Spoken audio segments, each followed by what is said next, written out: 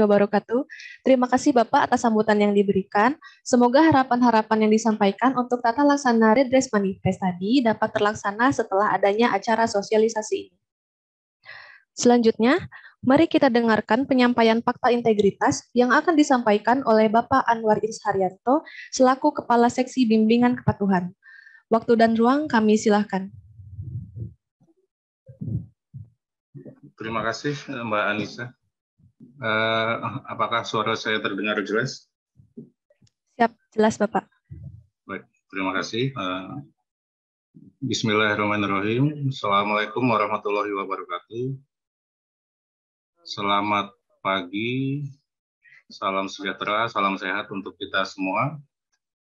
Yang kami hormati Pak Purnomo, Kepala Bidang PPC 2, kemudian yang kami hormati para narasumber, panitia, dan seluruh pegawai peserta Pintar Kepabeanan, dan yang kami muliakan para peserta Pintar Kepabeanan pagi ini mengenai tata laksana redress manifest yang mungkin para peserta terdiri dari ada Bapak Ibu importir, PPJK, kemudian forwarder, kemudian pengangkut, ground handling, juga mungkin ada dari PJT maupun pengusaha TPS. Bapak Ibu semua, mungkin untuk lebih mencairkan suasana, izinkan saya membuka dengan sedikit pantun. Mohon dibantu Bapak dan Ibu.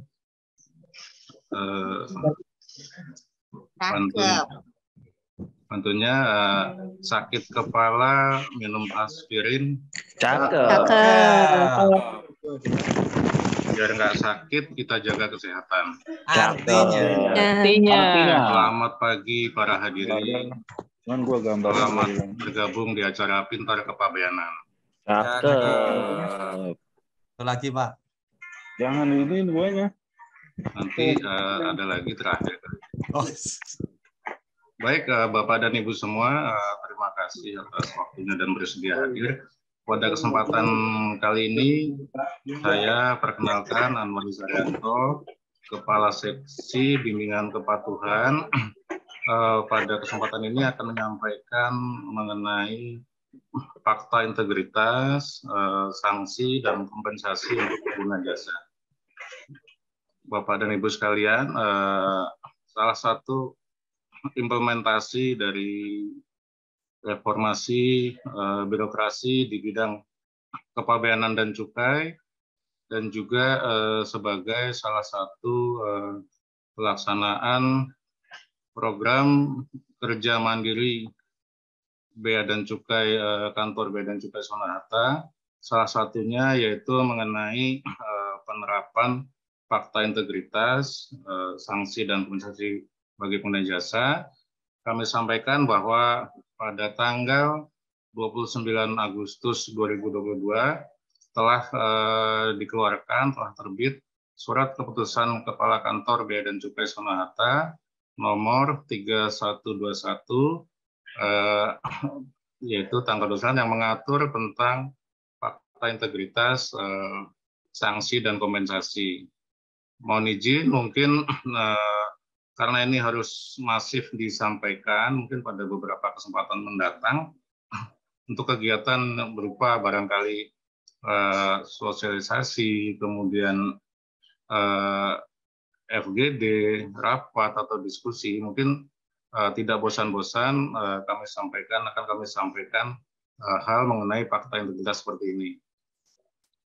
Baik, apa sih fakta integritas, kemudian sanksi dan kompensasi, mungkin bisa disampaikan di share screen.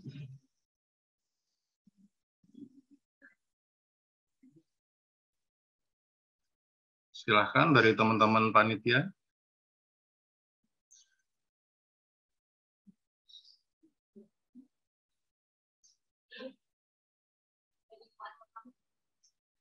Dari saya langsung. Tadi nggak dibilangin. Apa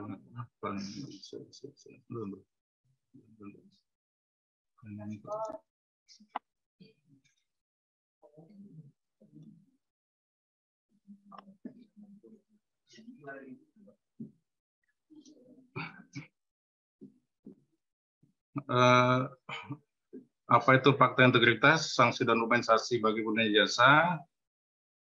Fakta integritas yaitu ada dua macam. Yang pertama, fakta integritas yang bersifat umum dan fakta integritas yang bersifat transaksional.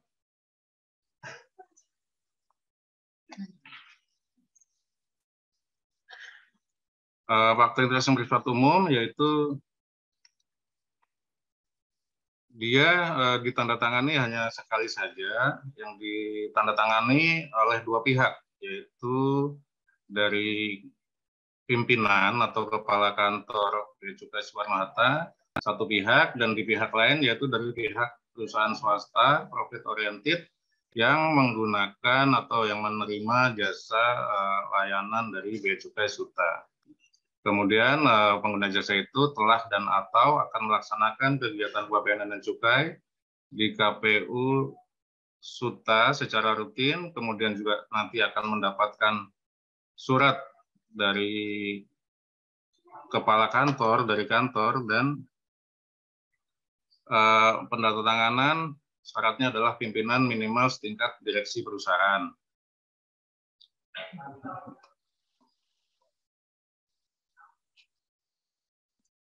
Kemudian ada fakta integritas yang kedua, yaitu fakta integritas transaksional.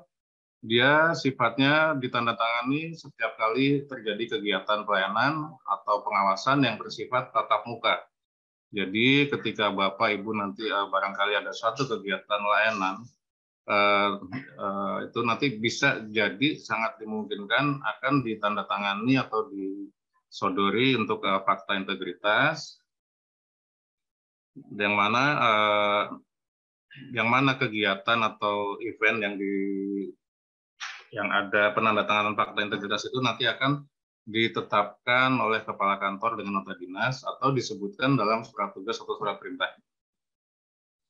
Jadi itu ya, nanti Bapak Ibu pengguna jasa KPU BC Suta nanti akan kami kirimkan surat, dan sebelumnya juga mungkin kami minta Bapak Ibu untuk barangkali bisa menyerahkan nama pimpinan atau direksi yang nanti akan tanda tangan di fakta integritas. Karena nanti nama dan jabatan itu akan kami buat, akan kami ketik di dalam fakta integritas itu, yang nanti akan ditandatangani lebih dulu oleh kepala kantor Bu Pinarimanan, dan akan ditandatangani, akan kami kirimkan untuk ditandatangani oleh pimpinan minimal setingkat direksi. Itu tadi fakta integritas. Kemudian ada sanksi. Sanksi ini sanksi kepada pengguna jasa, sanksi pengguna jasa yang dikenakan bila pertama menolak menandatangani fakta integritas, kemudian yang kedua terbukti melakukan pelanggaran integritas, yaitu berupa bisa saja suap atau gratifikasi lainnya yang telah melalui proses penelitian maupun pemeriksaan. Jadi tidak serta-merta hanya dugaan atau apa melakukan pelanggaran integritas, tapi harus melalui proses penelitian dan pemeriksaan. Sanksi kepada pengguna jasa dapat berupa penyesuaian level risiko berupa penurunan, downgrade, kemudian pelayanan sesuai batas maksimal, yaitu bisa juga melipat gandakan waktu penyelesaian dari batas janjianan, jadi bisa diberikan pelayanan maksimal atau bahkan lebih, itu sebagai salah satu sanksinya. Kemudian juga bisa saja tidak diberikan pelayanan lembur untuk permohonan yang biasa melakukan pelayanan lembur, mungkin bisa tidak diberikan pelayanan lembur. Dan juga salah satu sanksinya tidak dapat dinominasikan sebagai penerima penghargaan. Ketentuan sanksi diberikan dalam jangka waktu 3 bulan dan sangat mungkin bisa dapat diperpanjang. Kemudian sanksi tersebut tidak menghilangkan sanksi peraturan perundang-undangan di bidang kepabeanan dan cukai, serta kami beritahukan dengan menggunakan surat dinas. Itu berupa sanksi, dan yang terakhir yaitu kompensasi. Karena tidak adil kalau ada sanksi tapi tidak ada kompensasi. Jadi kompensasi dapat diberikan jika layanan dari BC Suta ini melebihi batas janji waktu layanan yang disebabkan murni oleh kelalaian petugas. Jadi tidak termasuk layanan yang melebihi batas itu jika disebabkan oleh tidak berfungsinya sistem atau terjadi keadaan kahar seperti itu. Nah, kompensasi kepada Bapak Ibu pengguna jasa ini dapat berupa, bisa dipilih salah satu, yaitu apakah Bapak Ibu nanti meminta permintaan maaf tertulis dari kepala kantor, kemudian ada souvenir yang bisa dipilih, nanti kami sebutkan, kami sampaikan apa-apa saja souvenirnya yang tersedia. Kemudian ada kompensasi juga berupa prioritas percepatan penyelesaian layanan untuk 3 dokumen atau permohonan. Nah, itu kompensasinya jika barangkali nanti ada kejadian layanan yang melebihi batas waktu, nah itu prioritasnya bisa dipilih, yaitu prioritas percepatan. Nah, itu akan kita kerjakan secepat-cepatnya untuk 3 dokumen atau permohonan. Dan bisa lagi atau kompensasi lain sesuai ketetapan kepala kantor.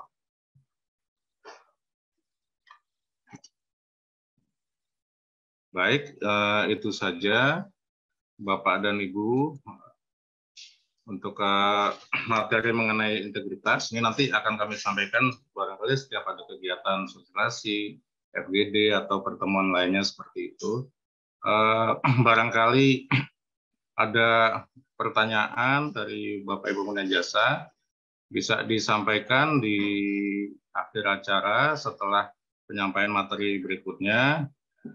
Kalau bisa nanti pertanyaan khusus untuk fakta integritas, biar lebih seru juga, sebelum penanya bisa disampaikan pantun juga.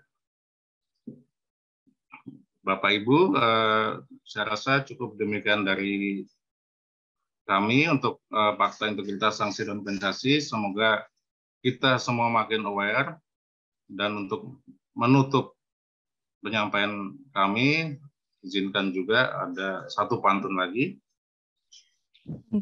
Mohon dibantu.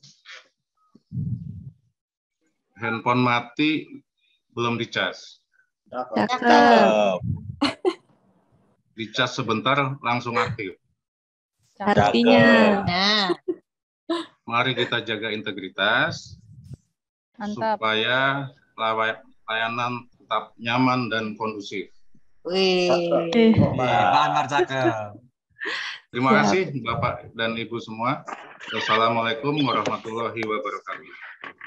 Waalaikumsalam warahmatullahi wabarakatuh. Terima kasih Bapak atas fakta integritas yang telah disampaikan. Selanjutnya, untuk mengabadikan momen kita hari ini, kita akan melakukan sesi foto bersama terlebih dahulu. Kami persilahkan kepada Bapak Ibu yang belum mengaktifkan videonya untuk mengaktifkan video terlebih dahulu, dan kepada panitia dimohon untuk bersiap.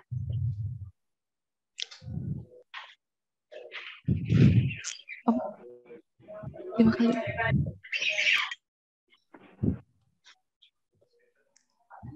Siap. Bagaimana Bapak Ibu Sobat Lepas Landas? Sudah siap? Mari kita mulai. Foto yang pertama, silakan Bapak dan Ibu menunjukkan senyuman terbaiknya. Kita hitung. 3, 2, 1.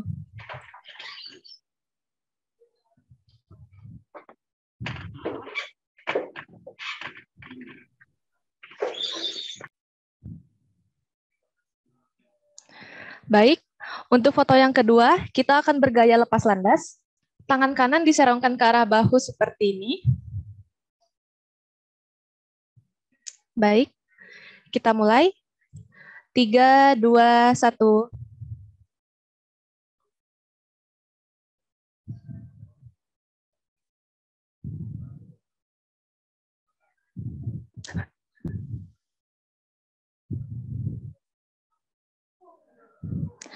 Untuk selanjutnya, silakan gaya bebas.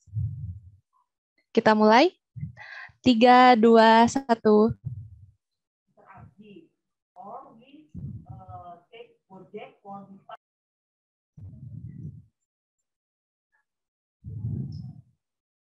Yap. Boleh beri tepuk tangan virtual yang meriah untuk kita semua? Baik. Sobat Lepas Landas yang berbahagia, pastinya sudah tidak sabar ya untuk mengenalkan materi dari narasumber kita pada pagi hari ini. Untuk penyampaian materi sampai dengan sesi tanya jawab nanti akan dipandu oleh moderator, yaitu Saudara Rizaldi. Kepada Saudara Rizaldi, kami silakan. Baik, terima kasih MC Mbak Anissa. Apakah suara saya terdengar dengan jelas? Siap, jelas. Siap, terdengar dengan jelas. Terima kasih Mbak Anissa. Oke, selamat pagi Bapak dan Ibu Sobat Lepas Landas sekalian. Pastinya sudah tidak sabar untuk mendengar materi pada pagi hari ini.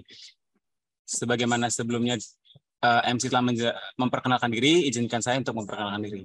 Sebagaimana pepatah lama mengatakan, tak kenal maka tak sayang maka ya sudah tidak apa-apa, berarti dia bukan jodoh Anda. Perkenalkan, saya Rizaldi dari bidang PFPC 2 yang akan menjadi moderator pada pagi hari ini. Materi pada pagi hari ini adalah seputar redress manifest. Sebagai petugas loket, setiap hari selalu mendapatkan pertanyaan terkait redress manifest. Dari mulai, Pak, untuk mengajukan redress manifest itu syaratnya apa aja? Yang kedua, untuk mengajukan redress manifest ini, apakah melalui manual atau lewat online? Atau juga ada yang mengatakan seperti ini, Pak, saya sudah mengajukan redress manifest nih, tapi kok belum ada putusan? Bahkan yang paling aneh adalah, Pak, redress manifest itu apa? Sampai nanyanya ke loket. Nah, jadi semuanya itu mungkin akan saya sampaikan sedikit kulitnya tentang redress manifest. Sebagaimana sudah disampaikan sebelumnya, redress manifest ini adalah perbaikan data, bukan perubahan data. Jadi data yang sudah Bapak Ibu sampaikan melalui portal manifest, itu akan masuk dan akan dicek kesesuaiannya dengan data PIB yang sudah masuk sebelumnya di kami. Nah, semua pertanyaan itu tadi nanti akan disampaikan secara tuntas dan jelas oleh dua narasumber kita pada pagi hari ini. Nah, narasumber kita pada pagi hari ini ada Pak Yudi Liusmar selaku Kepala Seksi Administrasi Manifest dan juga analis dari Administrasi Manifest Bang Erik Evan yang telah hadir di tengah-tengah Zoom hari ini. Selamat pagi Bapak Yudi dan juga Bang Erik. Selamat pagi, Mas Rizaldi. Selamat pagi. Selamat pagi. Gimana kabarnya, Pak? Alhamdulillah, sehat. Semoga semua sehat-sehat semua ya. Alhamdulillah, sehat. Bang Erik, gimana kabarnya, Bang Erik? Sehat ya, mudah-mudahan sehat semua lah kita. Alhamdulillah, sehat semua ya. Terlihat dari wajah-wajahnya sepertinya sudah siap untuk menyampaikan materi nih, Pak. Dan juga Bang Erik. Siap. Oh, sudah siap ya? Sudah siap.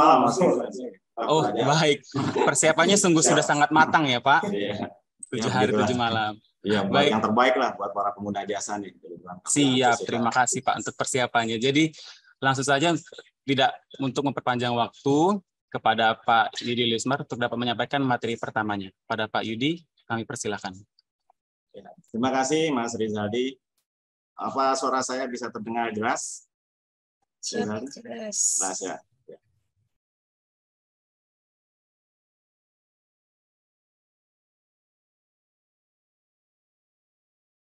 Maaf. Yang terhormat Pak Purnomo, Kabid PFPC 2, KPU BC Suta. Yang terhormat para pejabat pengawasnya, ada Bu Lucy, Pak Anwar, Pak Widya, dan para fungsional KPU BC Suta, dan juga para peserta Pintar Kepabeanan, dan juga Bapak Ibu para pengguna jasa di lingkungan KPU BC Suta, peserta Pintar Kepabeanan. Alhamdulillah sehat-sehat ya Bapak Ibu semua. Sehat ya. Mudah-mudahan semua para sehat, selalu diberikan kesehatan, keberkahan, dan Mudah-mudahan yang sedang ada keluarga kita atau saudara kita, teman kita yang sedang diuji sakit untuk bisa diberikan kesembuhan. Amin. Izin Pak Purnomo, izin teman-teman semua, pada saat hari ini saya akan coba menyampaikan pintar kepabeanan tentang tata laksana dan ketentuan Readers Manifest. Sebelumnya saya mengucapkan terima kasih ya kepada panitia yang telah menyelenggarakan acara ini. Ini baik sekali ya acara ini. Sebelumnya mungkin saya perkenalkan diri ya. Saya mungkin sampai saya lihat sudah banyak yang kenal sepertinya ya Bapak Ibu semua, karena selalu berhubungan dengan Manifest ini ada beberapa perusahaan-perusahaan airline, perusahaan MQCC, freight forwarder, PPJK ini sepertinya banyak yang sudah mengenal. Namun yang belum kenal, perkenalkan saya Yudi, saya kasih administrasi Manifest di bidang PEPC 2 di bawah komando Pak Purnomo.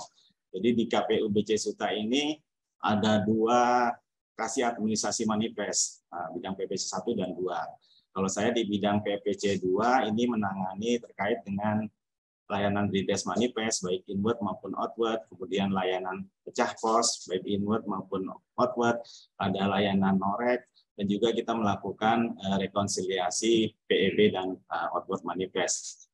Kalau untuk di Manifest 1 itu melayani terkait dengan angkut lanjut, angkut terus, reekspor, kemudian pembukaan BCF 15. Jadi seperti itu. Jadi memang kita di KPU BC Suta ini ada 2 seksi administrasi Manifest yang menangani terkait dengan Manifest. Baik, untuk kesempatan kali ini saya mencoba menggambarkan secara mungkin alurnya dari awal dulu ya, biar mungkin Bapak-Bapak Ibu mungkin lebih enak mengikutinya. Dan sebelumnya tadi ada pretest ya Bapak Ibu. Gimana Bapak Ibu? Susah ya? Susah apa gampang? Karena ini pintar kepabeanan ya. Saya juga mengharap memang Bapak Ibu udah pada pintar-pintar semua. Nanti ini hanya refresh aja ya, hanya refreshing aja, penyegaran aja. Sebelumnya mungkin Bapak Ibu sudah memahami, dan ini coba kita refresh lagi. Dan nanti juga ada post test yang mudah-mudahan yang menyimak mengikuti materi ini post testnya 100 semua. Amin ya. Nggak apa-apa pretestnya masih ada salah-salah, nggak apa-apa. Baik Bapak Ibu, saya coba gambarkan dari awal ya. Sebelum kita masuk ke materi inti tentang tata laksana dan ketentuan redress, mungkin bisa slide next.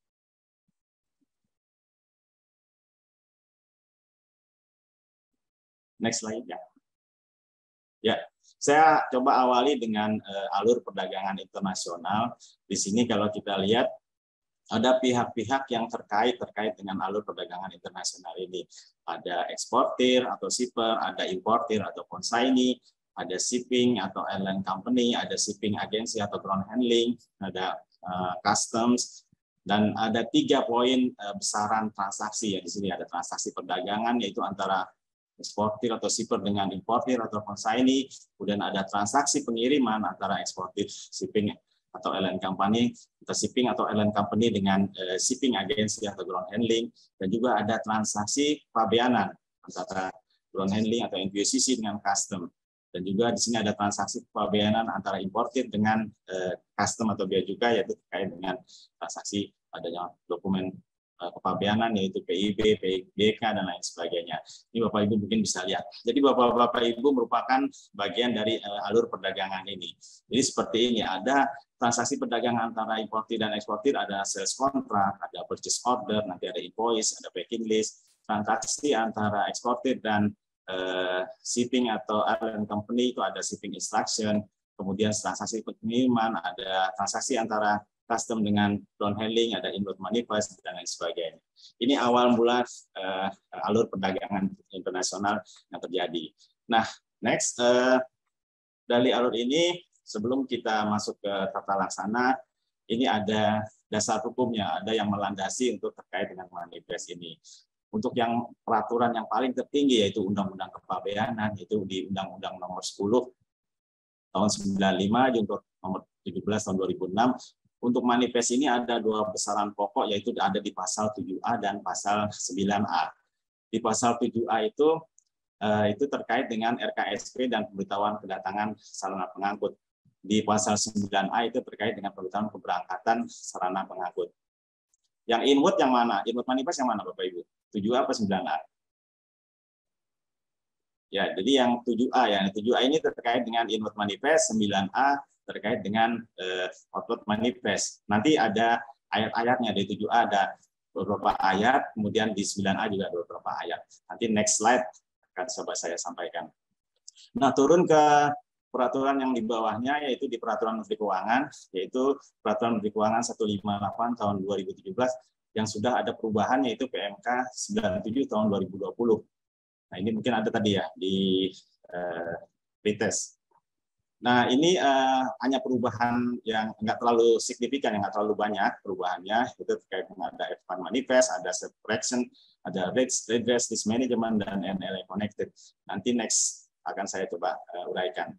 Kemudian peraturan di bawahnya itu di Peraturan Dirjen Bea Cukai nomor Per 38 2017 Junto Per 17 tahun 2019 Junto Per 11 tahun 2020.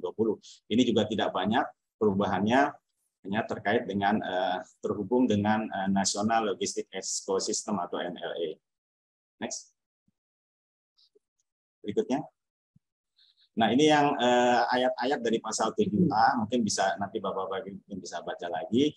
Terkait ayat 1 yaitu terkait kewajiban pemberitahuan RKSP, kemudian ayat 2-nya kewajiban mencantumkan barang dalam manifest, kemudian ayat 3-nya terkait dengan pemberitaan inward manifest dan seterusnya. Untuk kalau 9A ini terkait dengan outward manifest. Mungkin nanti next saja nih. Skip aja. Oke, setelah dari undang-undang ini diturunkan ke PMK 158 tahun 2017 untuk PMK 97 tahun 2020. Yang poin penting di sini ini juga ada kayaknya tadi ya di pretest. Ada kewajiban pengangkut terkait NLA. Jadi nanti Bapak Ibu kalau KPU BC Suta ini sudah dimandatorikan untuk NLA, maka Bapak Ibu harus terhubung dengan NLA dan Bapak Ibu harus menyediakan sistem DO online dalam waktu maksimal 90 hari setelah mandatori. Kalau Bapak Ibu tidak memenuhi, maka akan ada sanksi layanan. Seperti di bawahnya, sanksi layanan jika Bapak Ibu tidak terhubung dengan NLA dan menyediakan DO online. Tapi di KPU BC Suta ini masih belum mandatori ya, jadi masih kita menunggu dari kantor pusat untuk kapan mandatori KPU BC Suta. Dan juga nanti ada sanksi pengenaan denda ya, penegasan tentang pengenaan denda. Ini di PMK 97 lebih ditegaskan lagi terkait dengan penyampaian pengenaan denda. Next. Berikutnya.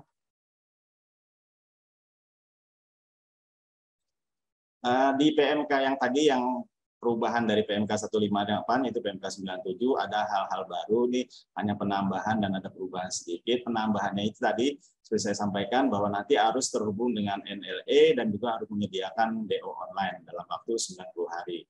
Dan ini akan ada sanksi jika tidak memenuhi pemenuhan di pasal 3A atau tidak mengoneksikan dengan NLA dan juga tidak menyediakan DO online.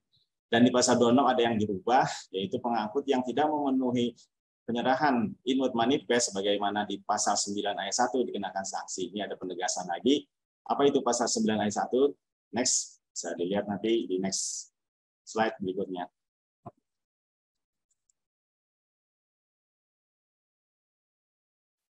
Nah, ini kalau di PR 38 sama ya, ada perubahan sedikit, yaitu di pasal 81A, dia ada disisipkan pasal 8 ayat 1A, yaitu tentang penyampaian data informasi dalam RKSP oleh operator saldo pengangkut dan kuasanya sebelum jangka waktu yang ditetapkan.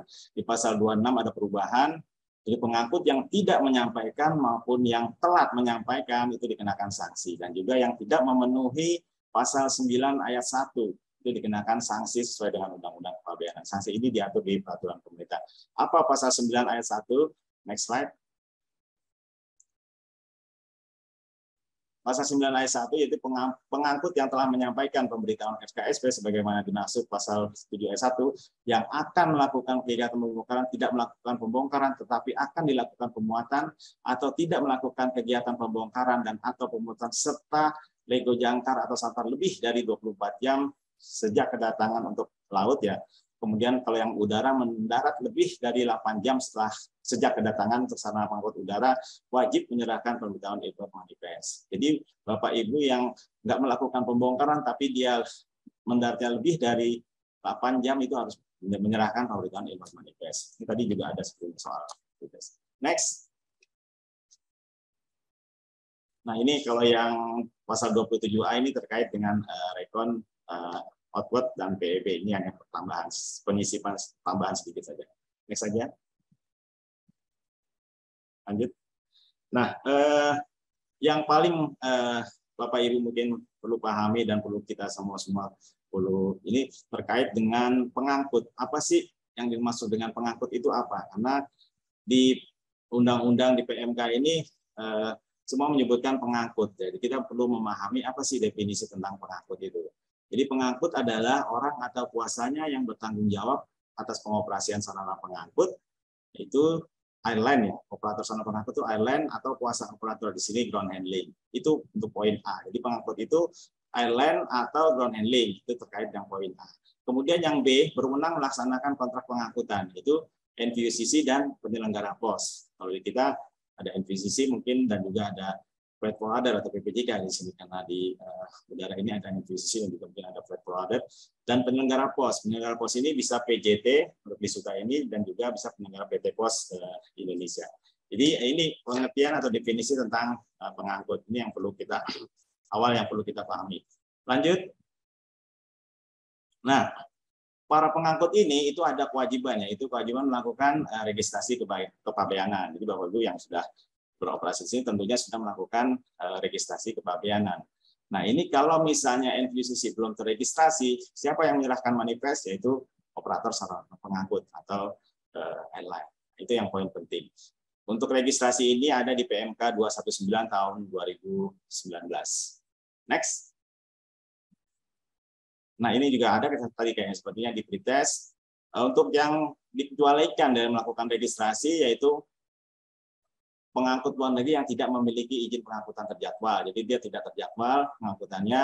Kemudian juga pengangkut dalam negeri yang berangkat keluar daerah pabean yang tidak memiliki izin pengangkutan terjadwal, pengangkut darat, terus juga pengguna jasa yang mengimpor, mengekspor sendiri sarana pengangkutnya, dan atau pengangkut militer. Ini dikecualikan dari melakukan registrasi. Lanjut. Nah, kita masuk ke pengertian redress. Seperti tadi sudah disampaikan Pak Purnomo, Pak Kabid. Jadi redress ini adalah perbaikan ya. Jadi perbaikan atas kesalahan data, bukan tadi seperti disampaikan Pak Kabid, bukan sebenarnya harusnya sudah benar, tapi dilakukan perubahan karena PT yang sebelumnya yang untuk dilakukan perubahan ini tidak memenuhi ketentuan atau tidak memenuhi persyaratan yang harus dilengkapi.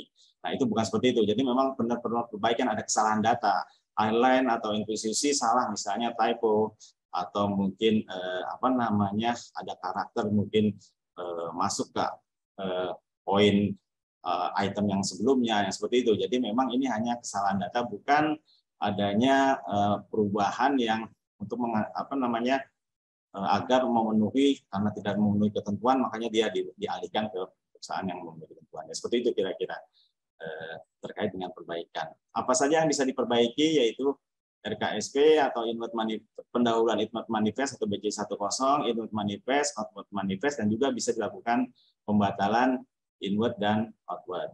Lanjut. Di mana ini adanya di ketentuan sebelumnya mengapa kita perlu lakukan perbaikan?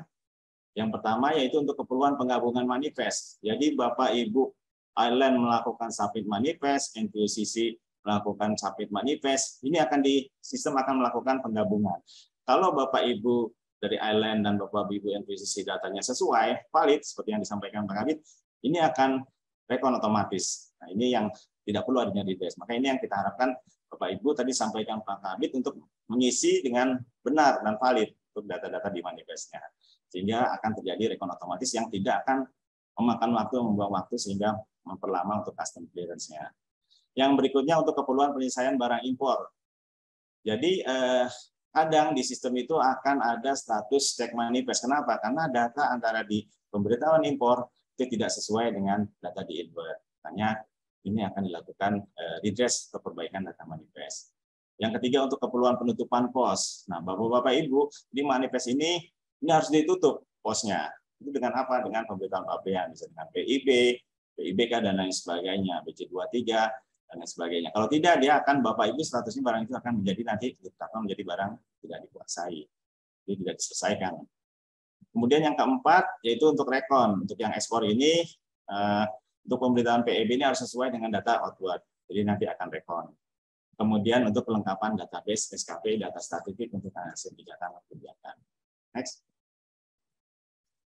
Nah, ini tadi dasar hukum manifest itu di undang-undang, kemudian ini dasar hukum untuk redress manifest ini diatur di PMK-nya itu ada di pasal 19 dan di pasal 20. Jadi yang pasal 19 terkait perbaikan, yang pasal 20 terkait dengan pembatalan. Jadi memang lumrah atau boleh Bapak Ibu melakukan redress manifest atau perbaikan manifest karena memang sudah ada di PMK-nya, di aturannya di pasal-pasalnya.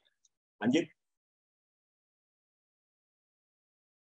Nah, ini mungkin nanti bisa dibaca aja ya. Pasal 19 itu di ayat 1 pengangkut sebagaimana pasal 2 dapat melakukan perbaikan data FKSP, input manifest dan output manifest. Jadi memang bisa Bapak Ibu melakukan redress atau perbaikan data. Lanjut. Next. Next. Lagi ya. Nah, jadi tadi sampaikan sempat sekilas oleh Pak Kabid bahwa siapa yang mengajukan redress, juga tadi seperti saya sekilas di kolom chat juga ada yang menanyakan. Jadi yang mengajukan redress itu adalah pengangkut ya, karena di undang-undangnya atau peraturannya sudah disebutkan pengangkut. Jadi nanti yang Bapak Ibu mengajukan redress itu bukan importir atau consignee. Jadi yang mengajukan adalah pengangkut. Pengangkut itu siapa? Yaitu bisa operator sana pengangkut atau kuasanya atau ground handling dan NVCC atau penyelenggara pos. Jadi ini yang mengajukan redress. Selama ini mungkin beberapa di siap terbang yang mengajukan importir. Jadi yang mengajukan adalah pengangkut, airline atau NVCC atau ground handling. Next. Nah, ini beberapa contoh aja di antaranya ya. Nanti Bapak Ibu mungkin sudah pernah mengalami ada perubahan consignee to consignee. Jadi pengangkut airline sebagai penerbit AWB, terus shipper-nya sebagai pengirim barang, kemudian ada consignee yang awal, kemudian ada consignee yang akan di redress. Nah, ini yang biasanya perubahan yang dari tim analis kami ini akan melakukan penelitian terkait perubahan consignee. Dan untuk consignee ini perubahan mayor atau yang berat karena memang ini kita berubah status kepemilikan. Biasanya persyaratannya juga nanti akan lebih detail atau lebih banyak. Yang berikutnya juga ada perubahan agen forwarder untuk consignee, aktual consignee, kemudian juga nanti ada perbaikan data, alamat consignee ini juga yang paling banyak juga ya, ada kesalahan penulisan, typo, Indonesia, gitu, ada juga yang kurang satu kata, kemudian tapi yang tidak menyebabkan perubahan entitas, dan juga ada perubahan alamat dan lain sebagainya. Ini banyak nanti ya, untuk lebih detail nanti akan disampaikan oleh Mas Erik Evan. Next. Nah, untuk di KPU BC Suta mungkin sekilas saya coba jelaskan bagaimana sih pengajuan redress manifest. Alhamdulillah di KPU BC Suta ini sudah menggunakan aplikasi siap terbang. Yang dulu sebelumnya masih mungkin Bapak Ibu mengalami masih menggunakan hard copy. Jadi Bapak Ibu membawa hard copy, kemudian dicek oleh vendor, kemudian dimasukkan ke dalam analis, kemudian dicek lagi, jadi masih dalam bentuk hard copy. Alhamdulillah ada aplikasi yang membantu Bapak Ibu yang menghemat biaya, waktu dan tenaga. Itu aplikasi siap terbang. Jadi Bapak Ibu cukup dari kantor bisa mengupload surat permohonan, kemudian dokumen pendukung, mengajukan melalui aplikasi siap terbang. Kemudian permohonan itu dilakukan penelitian oleh analis. Kalau ada kekurangan itu akan ada di keterangan di permohonan Bapak Ibu apa saja yang harus dilengkapi. Ini Bapak Ibu untuk segera dilengkapi. Nanti dilengkapi akan diproses lagi oleh analis jika memang sudah sesuai dan lengkap, dan bisa diproses untuk pengerjaan konsep persetujuan redress-nya.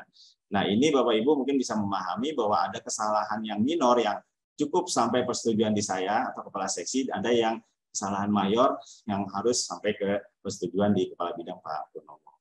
Ini yang sering Bapak Ibu alami untuk kesalahan-kesalahan di persetujuan redress. Kemudian setelah itu akan diupload ya Bapak Ibu di siap terbang, makanya bisa dimonitor terus siap terbangnya, dan akan dilakukan setelah itu dilakukan edit dari sistem oleh analis. Dan SLA janji layanan kita sesuai dengan indeks kinerja utama kita bahwa untuk layanan redress input manifest ini ada 20 jam kerja ya Bapak Ibu ya. Jadi hitungannya kita jam layanan jam 8 sampai jam 4 di hari kerja, yaitu 20 jam. Jadi sekitar 2 hari lebih. Tapi alhamdulillah teman-teman analis itu bisa lebih cepat. Biasanya kurang dari 20 jam. Alhamdulillah, dan kita juga seperti disampaikan Pak Kabid, kita melakukan ada evaluasi tiap bulan, tiap semesteran, kemudian tiap tahun kita diadakan evaluasi tentang terkait SLA. Next. Habis ya. Nah, terima kasih Bapak Ibu semua. Sedikit yang bisa saya sampaikan terkait dengan tata laksana Redress Manifest ini. Untuk berikutnya bisa disampaikan oleh Mas Erik Evan terkait teknis, lebih detailnya terkait persyaratan atau cara-cara untuk Redress Manifest. Terima kasih Bapak Ibu semua. Saya cukupkan. Assalamualaikum warahmatullahi wabarakatuh. Waalaikumsalam warahmatullahi wabarakatuh. Terima kasih kepada Bapak Yudi Liusmar atas materi yang telah diberikan. Tadi Pak Yudi telah menyampaikan beberapa layanan manifest yang ada di Bea Cukai Soekarno-Hatta dan juga dasar hukum tentang inward manifest serta alur proses dari redress manifest itu sendiri. Semoga materi yang disampaikan bisa bermanfaat bagi kita semua. Amin. Untuk selanjutnya, materi selanjutnya akan disampaikan oleh analis administrasi manifest Bang Erik Evan. Bang Erik Evan sudah bergabung? Bang Erik, gimana Bang? Masih semangat Bang? Semangat ya Bang? Udah mulai deg-degan nih. Oh gitu, jangan dong Bang. Harus lebih semangat dari Pak Yudi ya Bang untuk menyampaikan materinya. Ya, siap. Sudah siap Bang? Siap. Ya, langsung saja untuk materi selanjutnya akan disampaikan oleh Bang Erik Evan. Kepada Bang Erik, kami persilakan.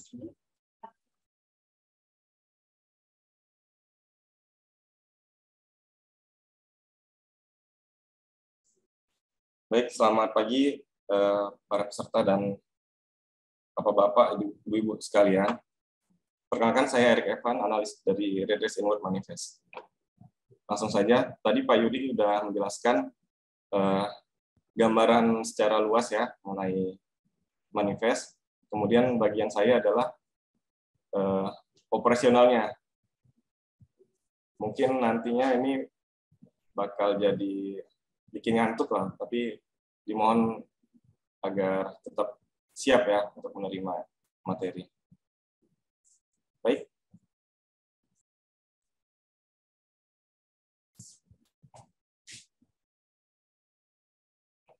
Nah, dasar hukumnya adalah yang pertama Undang-Undang Pembayaran Nomor 17 Tahun 2006, kemudian diturunkan ke Peraturan Menteri Keuangan PMK Nomor 158 Tahun 2017, dan pelaksanaannya adalah Perdirjen Nomor Per38 Tahun 2017.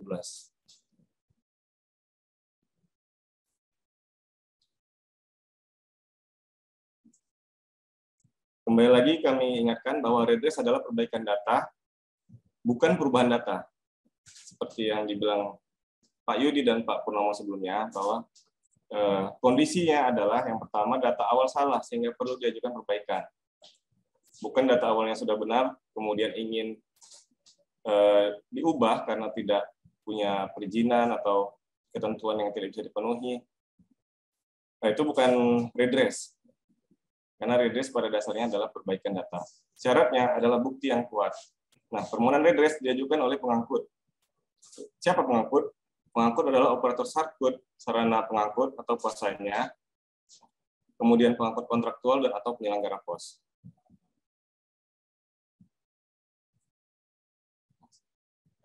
Permohonan redress semua melalui siap terbang. Menunya adalah Redress Inward Manifest. Nah, nanti di situ ada Redress Inward Manifest nama konsaini dan bukan selain nama konsaini. Kemudian dokumen yang persyaratkan telah dicantumkan juga pada menu tersebut. Ini yang poin nomor 3, sekalian juga menjawab dari chat tadi, permohonan diajukan oleh pengangkut. Pengangkutnya siapa? Yang tadi airlines atau kuasanya yaitu ground handling, kemudian NVOCC atau penyelenggara pos. Jadi bukan importir.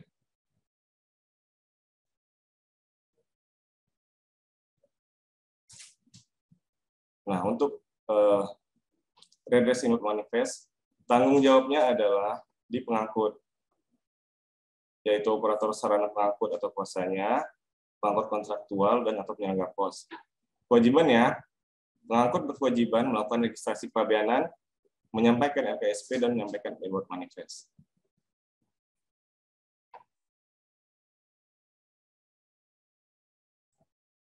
Nah, ini adalah sekilas proses bisnis Traders Inward Manifest secara luas saja ya. Jadi barang impor tiba atau landing di sini, kemudian ditimbun. Nah, ternyata ada data manifest yang salah, sehingga pengusaha mengajukan permohonan redress via siap terbang. Kemudian atas permohonan tersebut dilakukan penelitian oleh petugas. Nah, petugas hasil penelitiannya setuju atau tidak. Bila setuju, petugas menerbitkan respon persetujuan dan kemudian dikembalikan lagi ke pengusaha yang mengajukan. Mohon maaf, ini di sini sepertinya salah. Maksudnya adalah pengangkut. Oke ya. Jadi respon persetujuan dikembalikan kepada pengangkut melalui siap terbang juga. Sementara bila ditolak, misalnya ada dokumen yang kurang atau mungkin permohonan tidak dapat dilanjutkan, petugas juga tetap meneruskannya kepada pengangkut melalui siap terbang. Oke, next. Nah, ini kita masuk ke persyaratan pengajuan redress. Di sini nanti ada beberapa ini ya kategori. Yang ini adalah persyaratan umum dokumen. Yang nantinya setiap kategori itu harus memuat persyaratan ini, karena ini adalah persyaratan umum. Yang pertama adalah surat permohonan dari operator sarana pengangkut atau ground handling atau NPOCC yang menyatakan alasan diajukannya redress beserta kronologi yang ditandatangani oleh direksi atau pejabat yang ditunjuk. Nah, dalam hal permohonan perbaikan manifest itu untuk level master ya. Nah, permohonannya adalah dari operator sarana pengangkut atau ground handling. Sementara dalam hal permohonannya itu untuk level house atau subhost, permohonannya berasal dari NPOCC.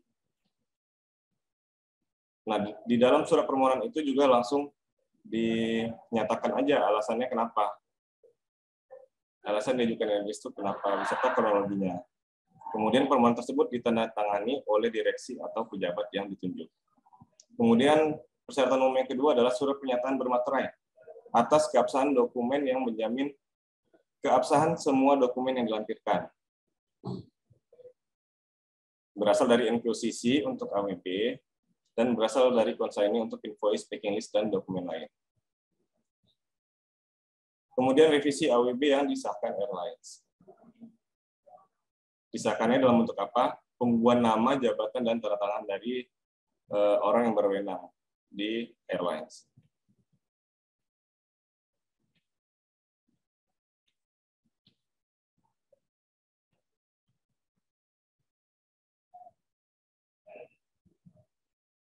Oke, nah ini masuk yang pertama. Setelah tadi persyaratan umum, ini adalah persyaratan untuk permohonan redress dalam hal nama agen forwarder atau NPOCC yang salah. Yang pertama adalah statement letter dari agent origin.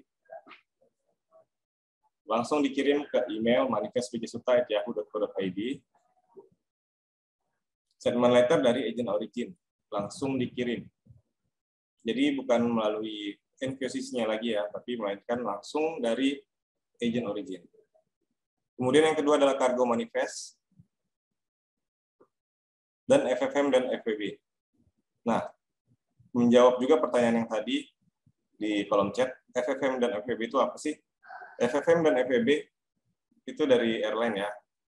FFM itu adalah freight forwarding message, bisa juga dibilang seperti cargo manifest elektronik. Kemudian FWB-nya adalah freight waybill atau seperti AWB elektronik. Ini dari airlines. Asli dan revisi, jadi FFM dan FWB awal, kemudian revisinya. Oke, ini ada tiga persyaratan dokumen untuk perbaikan nama agent forwarder atau NVOCC. Selain ditambah persyaratan umum dokumen yang sebelumnya ya, sebelumnya. Kemudian yang kedua, ini adalah persyaratan dokumen untuk perbaikan nama importir dari perusahaan ke perusahaan. Yang pertama adalah statement letter dari agent origin atau shipper, langsung dikirim ke email yang sama. Nah, jadi tidak melalui NVOCC ya, sekali lagi tidak melalui NVOCC, tapi langsung dari emailnya si agent origin atau shipper. Karena ini nama importir kan bisa, perbaikannya ini bisa level master atau level house. Sehingga ini dari agent origin atau dari shipper. Kemudian FFM dan FWB untuk level master, invoice dan packing list, kemudian ada bukti bayar barang ke shipper dan atau bukti komunikasi pemesanan dalam hal tidak ada bukti bayar. Bukti bayar barang ini maksudnya bukti pembelian, bukti transfer pembelian, bukan bukti pembayaran biaya masuk ya, tapi bukti bayar transfer pembelian. Kemudian ada surat pernyataan milik dari konsaini tujuan, yaitu konsaini yang dituju perbaikannya. Jadi misalnya dari PT A ke PTB, ya, surat pernyataan milik dari PTB. Kemudian surat pernyataan bukan milik dari konsaini awal, namun tidak diperlukan dalam hal telah ada bukti bayar yang menunjuk secara jelas. Kemudian ada surat pernyataan hubungan dari surat konsaini tujuan, yang menyatakan hubungan antara konsaini awal dan konsaini tujuan, dan legalitas NIB dengan hak akses kepabeanan. Sekali lagi NIB dengan hak akses kepabeanan.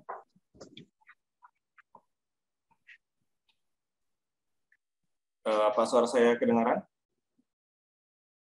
Kedengaran, Pak. Siap, jelas, Bang. Terdengar jelas, Pak. Oke, kita lanjut. Jelas, Pak, jelas. Nah, ini selanjutnya adalah perbaikan nama importir menggunakan QQ atau indent. Yang pertama, statement letter dari agent origin atau shipper langsung dikirim ke email yang sama. Kemudian surat kerjasama indent. Surat kerjasama indent. Sekali lagi ditekankan oleh surat kerjasama indent. Kemudian bukti bayar barang ke shipper dan atau bukti komunikasi pemesanan dan legalitas NIB. Lanjut.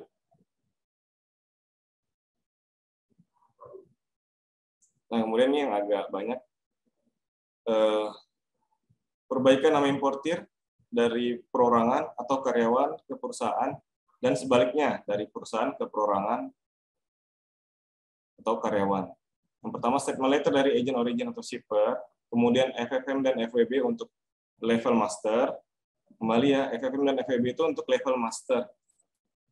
Level master ya.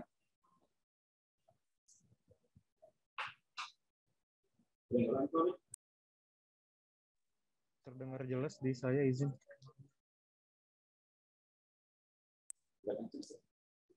Oke, lanjut ya. Mungkin Bapak yang tadi kembali yang sebelumnya. FFM dan FEB itu untuk level master.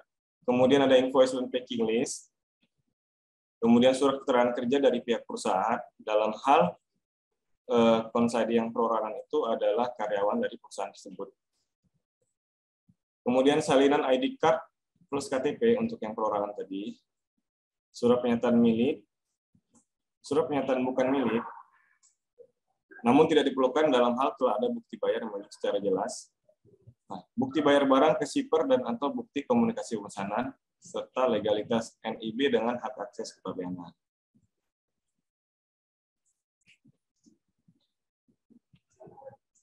Lanjut. Selanjutnya, ini adalah perbaikan nama importir perorangan ke perorangan.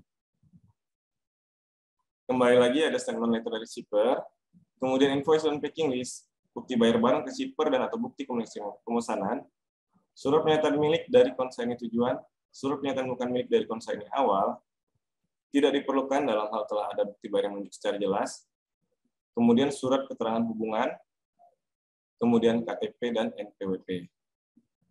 sebenarnya Bapak Ibu secara umum dokumen-dokumen yang dibutuhkan di sini hampir sama. Cuma ada beberapa yang kita tambahkan dalam hal berbeda kategori. Seperti tadi misalnya yang buat QQ kan ada surat kerjasama inden. Jadi inden itu misalnya nih PTA memesan ke PTB untuk dibelikan barang dari luar negeri.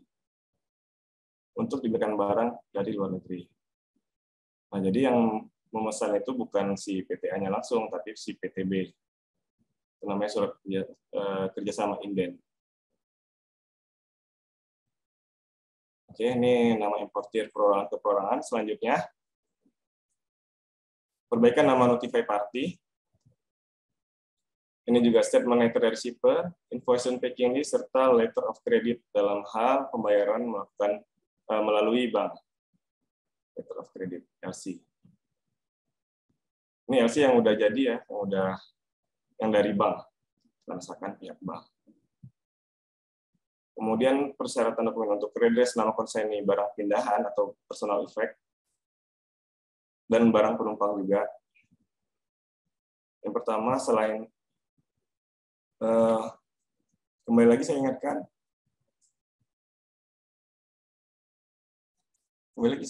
ya.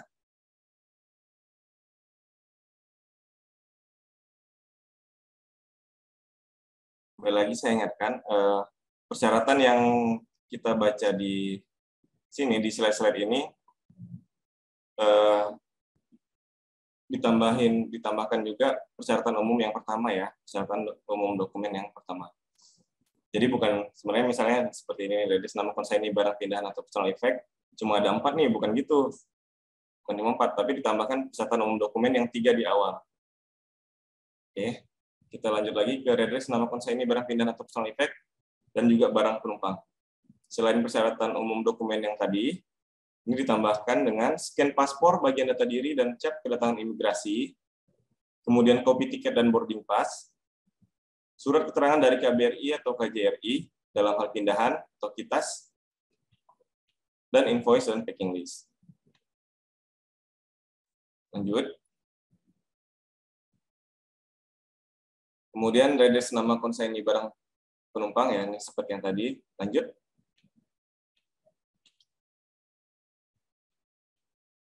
Nah, untuk redress jumlah kemasan suppos, ini adalah laporan timbang memuat data kemasan.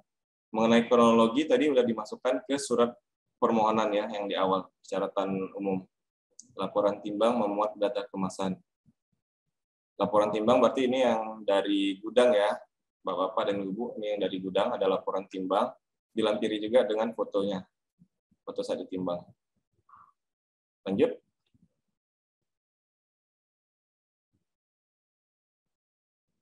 Kemudian untuk redress berat juga sama, laporan hasil timbang ulang, serta foto barang pada saat timbang. Selanjutnya, persyaratan untuk redress alamat konsaini, legalitas untuk perusahaan, NIB dengan hak akses kepabeanan, atau NPWP untuk perorangan. Kemudian untuk perbaikan jenis pos, yang pertama adalah cargo manifest, bila perbaikannya dari normal standar ke konsolidasi. Dari normal standar ke konsolidasi. Normal standar ini direct ya maksudnya. Normal standar ke konsolidasi atau cargo manifest atau invoice dan packing list bila dari konsolidasi ke normal standar. Lanjut. Untuk uraian barang yang diperlukan adalah invoice dan packing list selain persyaratan umum. Kemudian ada nomor tanggal AWB, nama alamat shipper, jenis kemasan, pos, dan redress menurut lainnya. Persyaratannya adalah hanya persyaratan umum. Nah, ini adalah problem yang sering terjadi. Yang sering kita temui yang pertama adalah surat permohonan yang tidak sah. Tanda tangan dan cap tidak basah, misalnya di scan. Kemudian tidak berasal dari airlines atau NVOCC, seperti yang kita sudah jabarkan di awal. Yang bertanggung jawab dalam penyampaian manifest ini adalah pengangkut. Oleh karena itu, dalam hal ada kesalahan yang ingin diperbaiki, permohonannya berasal dari pengangkut juga. Nah, kadang kita yang analis temui, permohonan itu tidak berasal dari airlines, melainkan langsung dari importir atau dari PPJK. Kemudian yang kedua, pemakaian materai yang berulang. Nah, untuk surat pernyataan kan tentu menggunakan materai. Namun seringkali ditemui materainya itu dipakai berulang atau dalam bentuk scan-scanan. Jadi satu dokumen dengan dokumen yang lain itu materainya sama. Nah, itu nggak boleh ya. Karena materai itu tidak bisa dipergunakan berulang. Oleh karena itu, materai wajib mencantumkan tanggal, bulan, dan tahun. Tanggal, bulan, dan tahun pemubuhan tanda tangan ya. Kemudian isu selanjutnya, surat pernyataan yang template. Isi surat tidak sesuai dengan permohonan dimaksud. Jadi banyak ditemui surat pernyataannya itu seperti copy paste aja gitu. Copy paste dari surat pernyataan yang sebelumnya. Yang kadang tidak sesuai dengan apa yang dimohonkan untuk diperbaiki. Nah, kemudian selanjutnya kadang sudah SPPB tapi masih mengajukan redress. Kemudian tidak ada NIP dengan akses pabeanan impor. Dan tidak ada kronologi kesalahan. Ini yang sering ditemui. Problem yang sering terjadi. Oke. Lanjut. Baik, materinya cukup sekian. Untuk bila ada Bapak dan Ibu yang ingin mengajukan pertanyaan, bisa diisi di kolom komentar pada Zoom meeting atau raise hand dan open mic. Saya kembalikan ke moderator.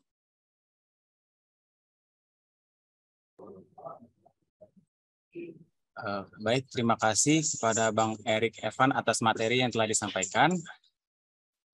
Bapak Ibu Sobat Parlandas kalian, bisa saya tegaskan kembali dari penyampaian oleh kedua narasumber pada hari ini bahwa redress manifest adalah yang pertama perbaikan data, bukan perubahan data. Yang kedua, permohonan redress melalui aplikasi siap terbang dengan jenis layanan redress inward manifest. Yang ketiga, tanggung jawab pengajuan redress di pengangkut seperti airlines dan NVOCC. Lalu yang keempat, SLA dari redress inward manifest adalah 20 jam pelayanan setelah dokumen diterima secara benar dan lengkap oleh analis. Baik, luar biasa sekali untuk kedua narasumber kita pada pagi hari ini. Boleh Bapak Ibu Sobat Lapas Anda sekalian untuk memberikan tepuk tangan virtual yang meriah. Baik, terima kasih sebelumnya. Sebelum memasuki sesi tanya jawab, kami mohon Bapak Ibu untuk dapat mengisi. Belum proses Bang ya. Maaf sebelumnya. Untuk pertanyaan selanjutnya itu kita ada beberapa pertanyaan yang sudah masuk di kolom komentar chat. Untuk narasumber mohon dapat menjawabnya dengan cepat karena banyak sekali pertanyaan yang akan kita sampaikan. Kita akan mengambil pertanyaan yang pertama sebelumnya. Baik, Pak Mas Rizaldi. Siapa? Saya coba jawab yang kolom chat ya. Siap. Terima kasih. Alhamdulillah nih responsif ya, para pesertanya juga antusias ya. Jadi saya lihat banyak sekali pertanyaan di kolom chat dan juga pertanyaan juga bagus-bagus ya saya lihat ya. Mungkin saya coba jawab cepat ya. Dan juga analis kami di sini, kami juga ada analis yang lain yang mengikuti acara ini, itu ada Bang Afdal ya juga membantu untuk menjawab. Jadi saya jawab cepat ya Mas Rizaldi, yang Bapak Ibu semua, terima kasih pertanyaannya. Ini ada dari Pak Hari ya, terkait apa FFM, FWB itu telah dijawab tadi dari Mas Afdal. Itu FFM itu flat message, itu seperti cargo manifest ya. FWB itu flat bill, itu seperti elektroniknya AWB. Kemudian ini dokumen elektronik airline. Nanti mungkin di sini ada yang dari airline yang mungkin bisa lebih detailnya, mungkin bisa coba sama kita sharing di sini sama-sama. Oke, kemudian C140 ini masih uji coba ya. Jadi hanya beberapa perusahaan C140 manifest ini hanya baru uji coba piloting. Jadi ada beberapa perusahaan yang dilakukan uji coba. Nanti kalau udah mandatori baru semuanya nanti akan berlaku untuk C140. 4.0 atau 4.0. Kemudian dari Pak Julian, persetujuan redress by system. Jadi emang redress ini seperti saya sampaikan di materi tadi, saya sampaikan juga oleh Mas Erik, itu kita menggunakan aplikasi siap terbang. Kemudian juga setelah disetujui, ini sistemnya. Jadi ada sistem CESA. Jadi ini yang secara otomatis dia kalau sudah diedit oleh analisnya itu akan bisa proses lebih lanjut. Terus berikutnya sampai ke custom clearance. Dari Pak Sartono, ini sebenarnya terkait dengan angkut lanjut, angkut terus ya. Jadi dari Balikpapan itu dia akan mengeluarkan outward manifest ke Cengkareng, Cengkareng akan mengeluarkan inward manifest, kemudian Cengkareng ke Singapura akan mengeluarkan outward manifest. Seperti itu kira-kira gambarannya, Pak Sartono. Kemudian Pak Zaki, Bridgestone, dan juga ini sama nih pertanyaannya dengan Pak Irwin dan Pak Sabto, terkait dengan yang mengajukan siapa, yang mengajukan seperti saya sampaikan yaitu sesuai dengan ketentuan dan peraturan yang ada, yang mengajukan permohonan redress manifest adalah pengangkut. Pengangkut itu airline atau ground handling, atau NVCC atau penyelenggara pos. Ini yang mengajukan permohonan di redress di siap terbang. Makanya ada notis atau ada pengetahuan bahwa yang mengajukan permohonan adalah dari airline atau dari pengangkut atau dari NVCC. Kemudian dari Pak Pantas, ini mungkin bisa dijelaskan ya Pak Pantas detailnya seperti apa, salah ketiknya seperti apa di redress manifest, kenapa yang menanggung NVCC atau kesalahannya airline, kenapa istilahnya gitu ya, seperti itu ya. Tapi mungkin nih, saya belum tahu nih detailnya seperti apa, nanti mungkin bisa disampaikan. Pak Hendy juga seperti itu ya, menanyakan jika ground handling airline yang salah input seperti apa, apakah ada sanksi. Jadi untuk sanksi di manifest ini yaitu di peraturan dan ketentuannya itu terkait dengan keterlambatan melakukan submit manifest, bisa dari airline atau ground handling, dan juga dari NVCC. Kalau terlambat itu akan ada sanksinya, dan juga atas lebih atau kurang bongkar itu adanya di pengawasan ya, di pengawasan kalau tidak ada dilebihkan kurang dan ini ada unsur dikenakan sanksi, ini akan dikenakan sanksi SPSA oleh ini sekarang sudah kita serahkan ke unit pengawasan atau P2. Pak Harapan, kemudian pertanyaannya apa tadi? Dipisah ya redress konsai ini apa tadi ya pertanyaan Pak Harapan? Terus Mas Lizadi apa tadi pertanyaannya? Pak Harapan usul agar pengajuan itu dipisah berdasarkan ya, jadi di siap terbang ini memang sudah kita pisah Pak ya, jadi ada pengajuan redress konsaini dan selain konsaini. Ya, konsaini ini yang istilahnya yang redress yang kesalahan mayor atau yang berat. Kalau yang selain konsaini yang ringan, yang minor. Yang kalau yang konsaini ini itu persetujuannya sampai kepala bidang. Kalau yang selain konsaini itu yang minor itu cukup di kepala seksi. Seperti itu kira-kira. Udah dipisah, kita pisah Pak kesalahannya. Jadi sudah disampaikan kesalahan-kesalahannya apa oleh Mas Erik Evan. Kemudian Pak Aldera, modul manifest ini mungkin nanti bisa teman-teman di sini ya. Ini ada pertanyaan nama pesawat tidak ditemukan, mungkin teman-teman di sini mungkin ada pengalaman bisa di-sharing, disampaikan di sini, atau mungkin bisa Pak Aldera ke bagian Duktek untuk bisa konsultasi. Itu kira-kira yang bisa saya tangkap yang pertanyaan di kolom chat Mas Erik. Silakan. Terima kasih. Baik. Terima kasih kepada Pak Yudi atas penyampaian jawaban yang telah disampaikan dari beberapa pertanyaan yang ada di kolom chat. Untuk beberapa pertanyaan yang ada di kolom chat sudah dijawab oleh analis dari administrasi manifest sendiri. Selanjutnya ini saya persilakan kepada Bapak Muhammad Okta untuk menyampaikan pertanyaannya. Apakah Bapak Muhammad Okta masih di Zoom meeting?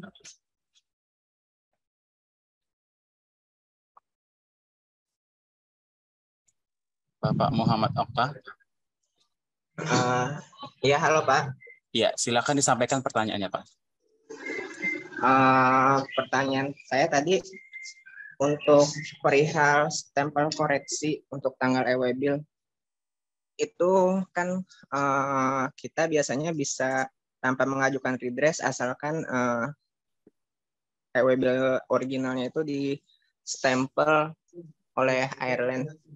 Tapi terkadang pernah kita itu tidak ada kantor airlines-nya di sini, dan ground handling juga menolak untuk stempel koreksinya dan menganjurkan untuk kita itu bicara dengan shipper dengan origin untuk perbaikannya itu sendiri, Pak. Apakah bisa dapat solusi lain selain itu, Pak? Soalnya kan itu memerlukan waktu yang lebih lama. Sama satu lagi, untuk permohonan redress pada aplikasi siap terbang, apakah bisa ditambahkan menu revisi permohonan untuk antisipasi kalau misalnya pas nota dinas keluar itu ternyata tidak sesuai dengan apa yang kita ajukan permohonannya, Pak? Udah sekian, Pak. Terima kasih. Maaf Pak Okta, ini yang pertama ini apa ya, koreksinya apa nih? Maksudnya salah apa nih Pak ya? Koreksi, stempel koreksi di, maksudnya ada salah apa ya Pak? Ya, pada tanggal AWB-nya tidak sesuai dengan manifest, Pak, antara originalnya, Pak. Berarti tanggal di AWB-nya yang perlu di-redress gitu ya? Tanggalnya salah? Iya, betul, Pak. Maksudnya ini cukup dulu, cukup di stempel aja gitu? Atau untuk salah satu persyaratannya harus ada stempel gitu ya? Maksudnya gitu ya?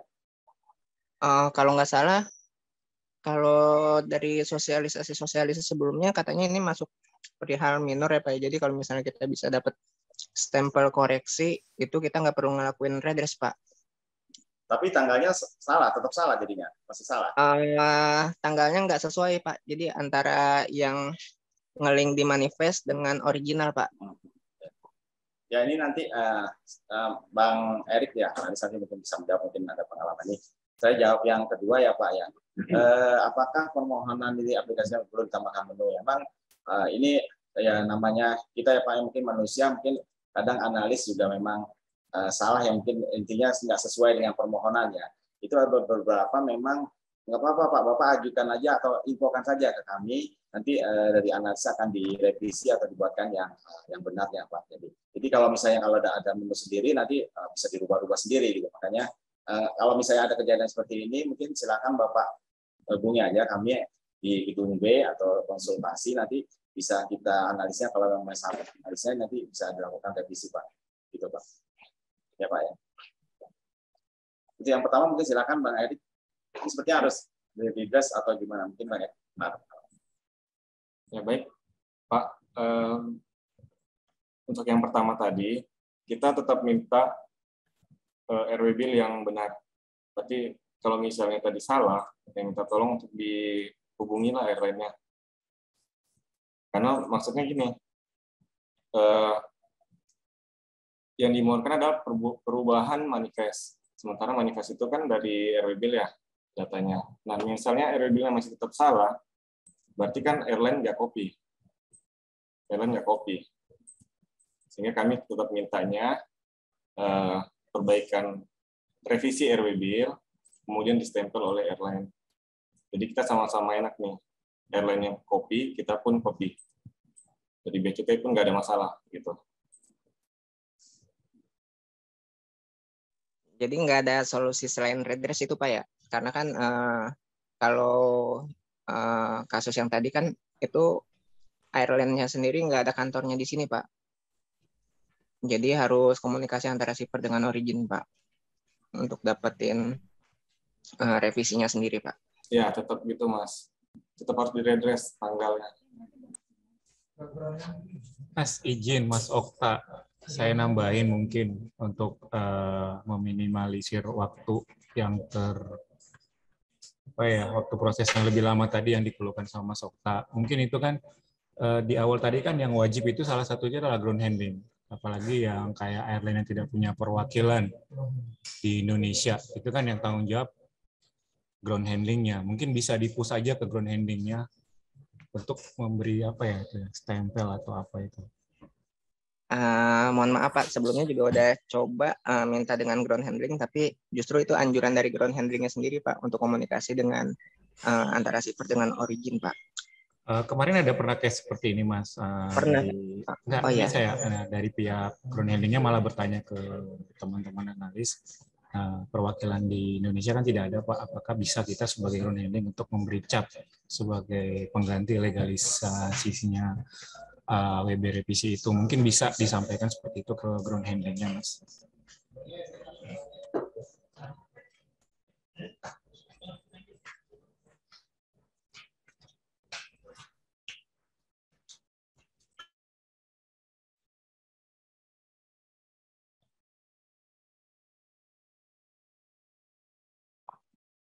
Baik, bagaimana dengan Bapak Okta, sudah cukup menjawab pertanyaannya? Oke Pak, terima kasih Pak. Oke, baik, terima kasih. Pak Okta. Terima kasih kepada narasumber Bang Erik dan juga Pak Yudi atas jawabannya, dan juga tadi ada analis dari Manifest Bang Edward. Terima kasih atas jawabannya. Kita akan masuk ke penanya yang sudah raise hand kepada Bapak Rafli Yaldi dari PT Nakufred. Silakan mengajukan pertanyaannya, Pak. Baik, terima kasih Pak Moderator, Pak Rizaldi. Saya ingin bertanya terkait dengan redress berat ya Pak. Kalau redress berat itu kan biasanya kan harus timbang ulang. Nah, bagaimana dengan barang yang sensitif ya? Barang sensitif temperatur yang kalau dikeluarkan untuk ketimbangan itu mengakibatkan rusak. Nah, apakah bisa ini menggunakan surat pernyataan baik dari shipper maupun konsignee? Yang pertama, yang kedua, tadi disebutkan di dalam paparan Pak Erik bahwa barang sudah SPWB itu mungkin tidak bisa diredress. Cuma kan ketika kita temukan sebelum barang keluar ada SPWB, apakah itu bisa tetap kita lakukan redress? Karena kan sering terjadi dicek lagi ternyata tidak sesuai gitu. Mungkin itu dari saya. Terima kasih. Terima kasih Pak Rafiadi. Silakan saya kesempatan Pak Erik. Izin Pak Rafiadi. Tadi itu maksudnya barang sensitif. Apa ya maksud barang sensitif? Ya misalnya obat Pak ya. Obat. Jadi kita ada satu customer yang obat yang mengakibatkan kalau dia keluar raw material itu bisa jadi rusak gitu. Ya dia dia harus ada temperatur.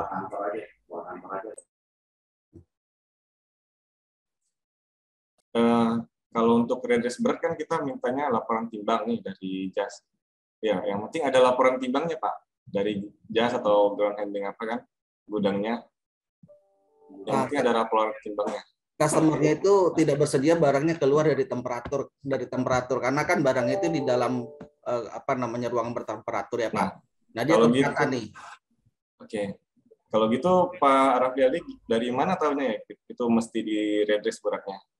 Jadi dari informasi dari customer-nya Pak. Jadi kan ketika kita sudah submit misalnya barangnya itu sekitar 200 kiloan, tapi ternyata di manifestnya itu 400 kilo dari si airline-nya.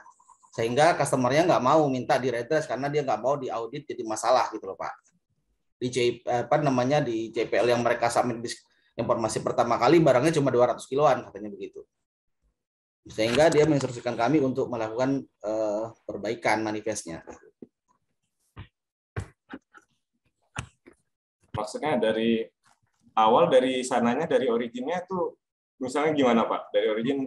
Kalau informasi yang kami terima Pak, jadi awal komunikasi itu dia sudah menemukan ini ada kesalahan dan dia meminta kepada si shippernya agar itu dilakukan perbaikan beratnya. Nah, informasi yang dia dapat dari shipper itu oke, mereka akan follow up ke airline informasi sebegitu. Jadi mereka sudah ada nih commercial invoice dan packing listnya sesuai dengan berat aktualnya 200 kilogram Pak.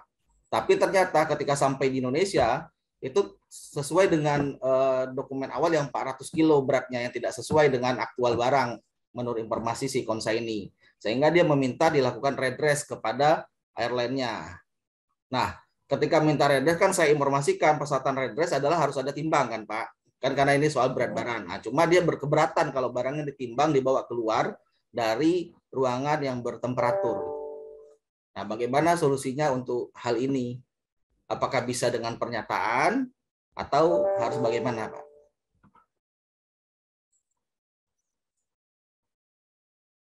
Customer-nya pabrik obat, Pak. Jadi dia raw material obatan.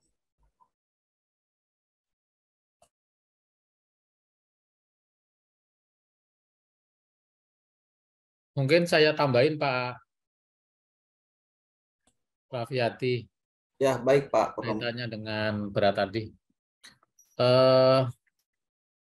Kalau dari berat itu kan berarti dia pada saat bongkar masuk ke TPS, itu tentunya ada pengecekan dari TPS ya Pak ya? Pada saat masuk ke JAS atau ke Garuda, turun dari pesawat kan dia masuk ke gudang di JAS atau Garuda. Iya Pak. Berarti ada pencatatan dari TPS JAS atau Garuda? Saya kalau untuk pencatatan di JAS saya belum, jujur aja saya belum tahu Pak, karena kita belum dapat informasi tersebut dari JAS. Cuma kan barang itu ketika keluar dibongkar itu biasanya langsung masuk ke area temperatur Pak. Oke. Jadi prinsipnya kan harus ada bukti-bukti yang bukti-bukti yang mendukung Pak. Tadi kalau misalnya keberatan karena sudah ada sudah masuk ke pendingin, keluar nanti rusak. Ya kami harapkan dari gudangnya Pak. Jadi ada pihak ketiga yang menyatakan bahwa memang beratnya berapa tadi 400. Jadi ada bukti kalau memang beratnya 400. Dan setahu saya gudang itu dia punya data di TPS online. Jadi nanti kelihatan pada saat declare di TPS online beratnya berapa. Itu yang bisa menjadi bukti dari timnya Pak Raffiadi untuk disampaikan ke kami Pak. Jadi intinya ada suatu bukti bahwa barang yang dibongkar yang masuk ke TPS tadi itu nilainya beratnya 400 dan itu dibuktikan oleh TPS karena dia sebagai pihak yang kedapatan gudang tadi untuk menimbun. Kira-kira itu Pak Raffiadi. Kalau dari importernya keberatan untuk keluarin barang karena nggak ada bukti timbang. Berarti dari TPS-nya sendiri yang pada saat ada barang di situ, dia pasti ada data volumenya, data beratnya karena kaitannya dengan sewa di gudang itu Pak Raffiadi. Tapi mohon maaf Pak Purnomo, biasanya kan kalau gudang itu ketika mereka datang itu kan prosesnya adalah X-ray Pak. X-ray langsung masuk ke areanya. Jadi tidak ada proses timbang setahu saya ya kalau di gudang-gudang Pak. Nah mereka datanya itu kan biasanya data dari origin saja Pak. Bahwa berapa dari sistem yang diinput, nah itulah yang akan mereka sebutkan Pak. Berdasarkan dokumen yang mereka miliki. Nah saya nggak begitu yakin jikalau mereka ada bukti timbang tersebut karena kalau setahu saya prosesnya biasanya seperti itu sih beberapa yang kita lakukan baik di pelabuhan maupun di Soekarno-Hatta ketika berat ya mereka berdasarkan data yang mereka terima dari pengirim sana dari origin sana Pak. Tapi nanti saya coba tanyakan nah kalau seandainya tidak ada apakah bisa dengan pernyataan? Karena gini Pak, kalau pernyataan sepihak itu kan pernyataan dari yang ngaju dari importirnya. Nah, sementara importirnya nggak tahu tuh beratnya berapa tuh. Yang tahu barang beratnya berapa kan pertama dari shippernya tuh yang dikirim, kemudian dari si airline-nya atau dari si TPS-nya. Karena kan barangnya belum sampai tuh Pak. Kalau pernyataan dari si importernya kan barangnya belum sampai tuh. Nanti dia tahunya kalau berat segitu. Barangnya saat ini sudah sampai Pak. Tapi dari shippernya itu sudah menginformasikan ada email tentang berat barangnya sih Pak. Nah, cuma memang tidak ada bukti di timbangan, tapi di packing list-nya ada gitu Pak. Bagi kami kan untuk membuktikan tuh kira-kira kalau harus ada dokumen tuh Pak karena untuk pembuktian tadi. Benar nggak yang karena selisihnya jauh banget tuh dari 200 ke 400 kan berarti barangnya 400 ke 200 Pak. Iya, berarti barangnya kan separuhnya tuh Pak ya. Iya, betul Pak. Itu monggo dokumennya dari kalau nggak bisa keluar ya kalau pemahaman saya dari TPS-nya Pak atau dari airline-nya. Ada nggak airline-nya Pak? Ya airline-nya itu ya cuma berdasarkan berat ininya aja sih Pak yang mereka terima. Tapi nanti mungkin coba kami komunikasikan kalau memang nggak bisa pakai pernyataan ya kami akan sampaikan seperti itu sih. Karena kalau misalnya barang ekspor itu kan masuk ke gudang JAS ditimbang dulu ya Pak ya di sininya. Kalau ekspor ini impor Pak, impor. Betul nggak Pak saya berarti kan di sananya tadi sebelum nanti muat ke pesawat pasti akan ditimbangkan karena terpengaruh untuk mengetahui berapa sih real yang diangkut di pesawat kan Pak. Ya, harusnya begitu ya Pak. Ada timbangan. Ya, harusnya begitu. Cuma nanti coba kami cek ke airline-nya juga deh. Tapi yang disampaikan kepada saya seperti itu. Jadi ketika dia minta mengajukan redress, nah, dia informasikan dia nggak mau ditimbang di Indonesia karena takut barangnya rusak. Kalau Pak Raffiadi ini sebagai TPS atau korban aja Pak? Saya NVOCC sekaligus PPJK Pak. Gudangnya nggak ketempatan yang tadi nggak? Enggak Pak, ini barangnya masih karena kalau barangnya butuh temperatur, barangnya tetap kami letakkan di gudang airline Pak, di JAS. Di JAS? Ya. Nanti bisa ke JAS-nya pada saat turun kan ditimbang juga enggak Pak sama JAS-nya? Biasanya sih tidak ya Pak, langsung masuk ya. Biasanya cuma di X-ray sih setahu saya kalau keluar. Nanti untuk ngitung sewa tempatnya, JAS-nya kalau berdasarkan data yang mereka terima dari sana Pak, dari dari Qatar. Qatar kan dari informasi dari asal originnya Pak. Biasanya begitu berdasarkan itu sih penghitungan selama ini. Berarti ada data yang salah antara shipper dengan si itu ya Pak ya, dengan si airline-nya. Iya, data yang salah. Informasinya begitu, Pak. Airline-nya mengakui kalau itu salah. eh Informasi dari konsaini iya Pak, bahwa itu ada kesalahan ya. Jadi dia minta si konsaininya mengajukan surat ke airline dan surat itu sudah kita siapkan, sudah disiapkan oleh customer-nya untuk ke airline. Nah, airline-nya akan mengeluarkan surat itu. Cuma ketika saya cek di dalam persyaratan di siap terbang kan ada bukti timbang. Nah, saya informasikan kepada konsaini Pak. Nah, konsaininya keberatan. Makanya saya mumpung ada sosialisasi ini sekalian saya tanyakan begitu Pak. Nah, coba ditanyakan dulu ke jasa ya Pak ya, karena setahu saya jasnya itu ada timbangan beratnya tuh. Baik, Nanti Pak. kalau belum ada nanti kita diskusikan lagi kira-kira dokumen apa lagi yang bisa meyakinkan kami untuk bisa diredraft Pak. Baik Pak, nanti kami tanya dulu. Mungkin nanti saya bisa update melalui Pak Yudi. Mohon izin Pak Yudi ya.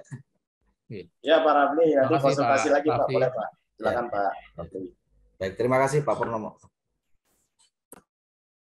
Baik, terima kasih kepada Pak Purnomo dan juga Bang Erik yang telah menanggapi pertanyaan dari Pak Raflialdi. Bagaimana Pak Raflialdi? Apakah jawaban dari narasumber kami sudah cukup jelas?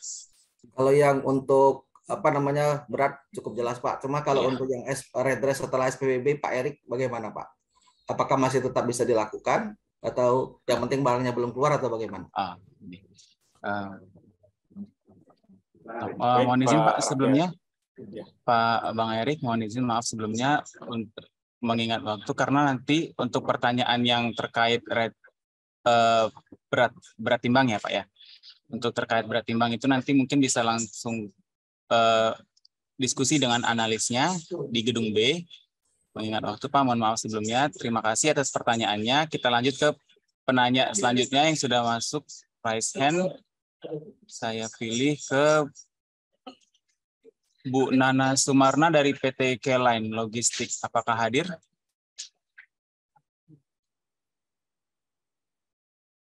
Ibu Nana Sumarna. Selamat siang, maaf Mas, Oh, bukan Ibu Nana Sumarna, bapak-bapak Mas. Oh maaf Pak, sudah salah kamera. Maaf sebelumnya Pak, karena kamera tidak nyala Pak. Jadi saya melihatnya Nana Sumarna.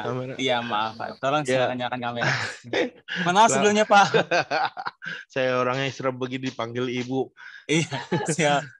Selamat siang Pak Yudi, salam semadil Pak Yudi. Ini ahlinya nih, ahlinya. Kalau ada pertanyaan-pertanyaan, Pak Nana nih yang jawab. Selamat siang Bang Erik, salam sehat Bang Erik. Siang, Bang. Selamat siang semuanya, selamat siang Pak Purnomo. Assalamualaikum warahmatullahi wabarakatuh. Selamat siang, salam sejahtera untuk kita semua. Simpel saja untuk pertanyaan saya Bang Erik. Saya pernah kejadian itu yang sama pertanyaannya tadi sama Pak Rapli. Apakah data sebelum perbaikan ternyata kita sudah SPPB, itu kan? Apakah itu masih bisa dilanjutkan untuk redress atau perbaikan lagi? Sedangkan barang udah SPPB berarti kan sudah dikeluarkan Pak, sudah keluar gitu loh Pak, sudah dipersetujuan keluar gitu Pak Yudi. Apakah itu masih bisa diajukan lagi redressnya atau perbaikannya atau gimana Bang Evan? Itu Bang. Terima kasih, itu aja Pak Yudi dan Bang Erik. Thank you Bang.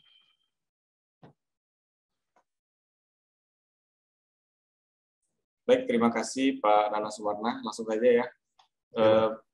Status barang udah SPPB, tapi belum tentu udah keluar kan? Belum pasti udah keluar. Bisa jadi masih di gudang atau memang udah keluar. Gitu. Udah keluar Bang. Nah, kalau barang udah keluar ya udah nggak di gudang lagi nih. Udah nggak bisa Bang. Ya. Kalau barang udah keluar udah nggak bisa. Tapi kalau barang masih di gudang, kami nanti akan berkonsultasi dengan analis perbaikan PIB terlebih dahulu. Nah, dalam hal bisa dilakukan perbaikan PIB, manifestnya pun mungkin bisa. Tapi kita lihat dulu persyaratan dokumennya ya dan bukti lainnya apakah mendukung atau tidak. Ya. Jadi yang jadi masalahnya dari importir sendiri, karena itu sudah SPPB, berarti kan surat persetujuan pengeluaran barang. Tapi si importir sendiri minta diperbaiki, karena apa? Takutnya nanti diverifikasi atau di data, kalau misalkan di audit, takut dia juga kesalahan gitu loh Bang Erik. Makanya saya bilang nanti dulu ya Bu, nanti kita konsultasi dulu sama petugas yang manifest apakah perlu diperbaiki dengan redress atau tidak perlu. Tapi sampai sekarang pun udah nggak ada pertanyaan lagi, mungkin sama dia diabaikan kali gitu loh Bang Erik. Itu aja Bang. Karena itu Bang, seharusnya sebelum dikeluarkan, kan ini udah SPBB nih. Nah, status SPBB itu kan bisa aja misalnya jalur penjalurannya itu dapat jalur hijau, kemudian langsung otomatis SPBB, atau prioritas langsung SPBB kan. Nah, misalnya ada kesalahan seperti tadi, misalnya ada kesalahan berat, jumlah kemasan, atau mungkin konsaini. Betul. Walaupun udah SPBB, jangan dikeluarin dulu. Harusnya jangan dikeluarin dulu. Jadi diajukan dulu perbaikannya nih. Nah, karena kalau udah keluar, ya nggak bisa lagi diperbaiki. Iya, itu udah secara otomatis pasti kayak gitu Bang Erik. Makanya begitu pas kita taunya itu barang tuh udah keluar gitu loh Bang. Begitu besoknya gitu sampai kita verifikasi sama petugas di importir, baru ketahuan kelihatan itu minta dirubah ininya segala macam itu Bang. Tapi ya itu hanya sekedar pertanyaan sih Bang tadi, karena Bang Erik kan tadi mengupas barang yang sudah SPPB sudah tidak bisa diperbaiki lagi atau diredress itu Bang Erik. Ya, kembali lagi diingatkan ya, kalau udah SPPB selama barangnya masih di dalam gudang belum dikeluarkan, nanti analis redress inward akan berkonsultasi dengan analis dari perbaikan PIB. Siap, Bang. Nah, untuk menentukan apakah ini bisa dilakukan perbaikan PIB dan manifestnya. Tapi kalau barangnya udah keluar, udah bukan di gudang lagi, tapi udah di gudang importir mungkin. Di luar tanggung jawab itu, Bang. Nah, itu udah nggak bisa lagi diperbaiki. Oke, Bang Ari. Siap. Oke. Ya, Pak Nana, ya. Case ini ada juga pernah terjadi ya. Jadi memang intinya itu seperti yang disampaikan Bang Erik, nih barangnya udah keluar atau belum ya. Dan case yang seperti ini kita akan koordinasi dengan seksi fasilitas di bawah Pak Catur ya, yang menangani masalah perbaikan PIB. Jadi memang kita selalu berkoordinasi. Nanti kalau misalnya di perbaikan PIB-nya oke, terus di manifest juga oke, itu bisa diperbaiki. Intinya gitu Pak Nana. Ya, oke, siap Pak Yudi. Ada satu lagi Pak tambahan Pak. Ini juga ada ini case yang sekarang saya ada BC11 sudah terpakai. Karena kita komunikasi PIB, di situ kan kita responnya itu silakan menghubungi pihak manifest terkait BC11 sudah terpakai. Nah, itu paling nanti kalau misalnya itu kan saya ke PLI paling nanti kalau lebih lanjutnya ke loket aja Pak Yudi ya. Iya Pak, langsung ke gedung B juga nggak apa-apa Pak, ada di vendor, nanti vendor akan menyampaikan ke analisnya, nanti bisa dicek Pak. Bisa. Oke. Siap Pak Yudi, terima kasih Bang Evan, Bang Rizaldi, Pak Purnomo, semuanya teman-teman semua, salam sehat semuanya ya. Selamat siang, terima kasih. Terima kasih Pak Nana, saya nambahkan sedikit Pak Nana, dan tadi pertanyaan kedua dari Pak Raffi, dan saya kira mungkin ada beberapa Bapak Ibu semua yang mengalami hal yang sama dengan Pak Raffi dan Pak Nana, kaitannya dengan bagaimana kalau barang sudah SPBB, apakah bisa diredress atau enggak? Kira-kira kan pertanyaan itu tadi Pak. Betul Pak. Nyambung dengan pertanyaan Pak Nana dan Pak Raffi, kemudian penjelasan dari Pak Erik dan Pak Yudi, bahwa barang yang sudah SPPB tentunya sudah ada dokumen PIB-nya. Betul. Karena nggak akan ada SPPB kalau nggak ada PIB-nya. Itu yang pertama. Kemudian yang kedua, tentunya barang-barang tadi karena sudah masuk ke gudang, terkait juga dengan data-data gudang di TPS online-nya. Jadi ada 3 data yang perlu penyesuaian. 1, data di TPS online, kemudian yang kedua PIB-nya, dan yang ketiga di redress-nya. Bagaimana dengan redress-nya? Nyambung dengan tadi penjelasan dari Pak Erik dan Pak Yudi. Redress bisa dilakukan bersama-sama dengan perbaikan PIB, jadi tidak bisa redress berdiri sendiri. Redress harus dilakukan perbaikan juga dengan PIB, kemudian dikoreksi TPS online-nya. Kenapa? Karena PIB-nya sudah ada, berbeda kalau PIB-nya belum ada. Di aturan perbaikan PIB, kalau barangnya belum keluar kawasan pabean, itu masih bisa dilakukan perbaikan, Pak. Jadi mohon nanti Bapak Ibu semua, kalau ada barang-barang yang perlu perbaikan data yang sudah PIB, barangnya jangan dikeluarkan dulu. sehingga nanti PIB-nya bisa diperbaiki secara bersama-sama, kita perbaiki manifestnya. Jadi semua dokumennya clear. Tidak ada yang tidak sama. Kalau kita perbaiki manifestnya, PIB-nya nggak diperbaiki, berarti nggak clear. Kita lakukan perbaikan semuanya, PIB, kemudian manifest, dan TPS online. Jadi harapan kami kalau memang ada kesalahan, mohon jangan dikeluarkan dulu barangnya. Walaupun sudah SPPB, kalau barang belum keluar, itu masih bisa dilakukan perbaikan, Pak, baik PIB maupun redressnya. Itu tambahan dari saya, Pak Nana, Pak Raffi, terima kasih. Terima kasih Pak Purnomo.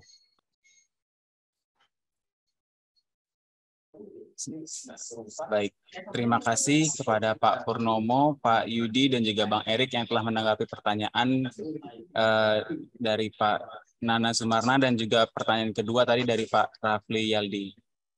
Bagaimana Pak Nana dan Pak Rafli, apakah jawaban dari narasumber kami sudah cukup jelas? Jelas Pak, terima kasih. Cukup jelas Pak. Terima kasih Pak Rizaldi. Baik, terima kasih. Tanpa mengurangi semangat dari Bapak dan Ibu Sobat Lepas Landas sekalian, karena keterbatasan waktu, kita akan mengakhiri sesi tanya jawab pada sosialisasi kali ini. Untuk pertanyaan dari Bapak dan Ibu yang telah disampaikan dan belum sempat dijawab oleh kami, bisa dapat langsung menghubungi analis manifest di gedung B. Terima kasih banyak kepada seluruh penanya yang sudah aktif memberikan pertanyaan kepada narasumber. Untuk sebagai penutupnya, izinkan saya untuk memberikan sedikit pantun. Minum es timun serut dengan biji selasih. Cakep. Jangan lupa ditambah sirup rasa kiwi. Cakep. Saya Rizaldi mengucapkan banyak terima kasih. Sama-sama. Untuk selanjutnya saya serahkan kepada MC. MC saya persilakan. Siap. Cakep. Mantap Bang. Cakep ya. MC saya izin menyampaikan sebentar Mas Rizaldi ya, sebelum ke MC. Yang nyambung dengan diskusi kita di siang ini.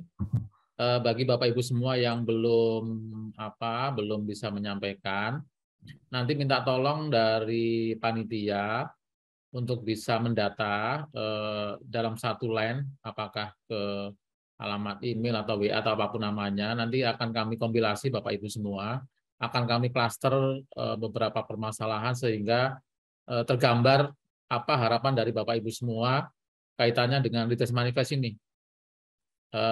Begitu nanti kami klaster, akan kami tindak lanjuti dengan diskusi dengan tim internal kami untuk perbaikan redress manifest maupun layanan manifest. Jadi itu merupakan konkret dari diskusi kita di siang ini, yang tidak hanya menyampaikan sosialisasi, juga menjawab dari kebutuhan Bapak Ibu semua.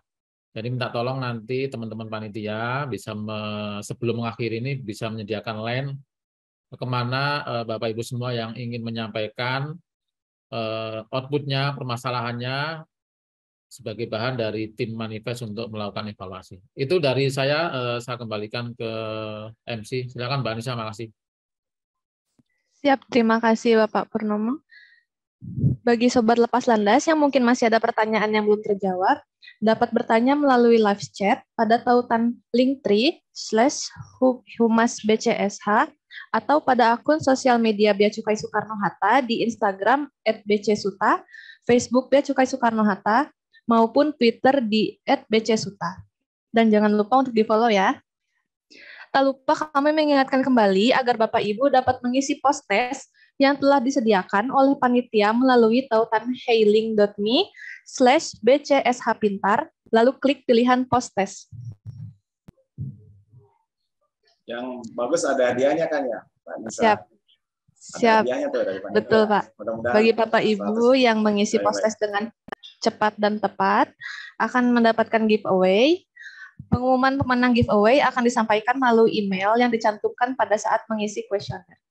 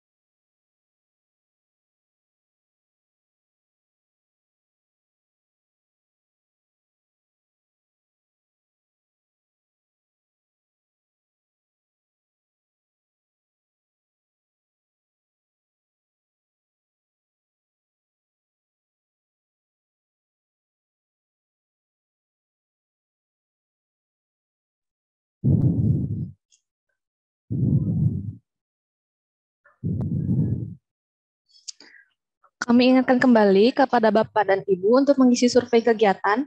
Nantinya materi akan dicantumkan pada form survei. Perlu diperhatikan pada pertanyaan nomor 4, karena merupakan pertanyaan negasi, kami harap Bapak Ibu dapat mengisi kuesioner dengan teliti. Selain itu, pengisian kuesioner ini juga sebagai salah satu syarat untuk mendapatkan materi yang akan dikirimkan melalui email yang telah Bapak Ibu daftarkan.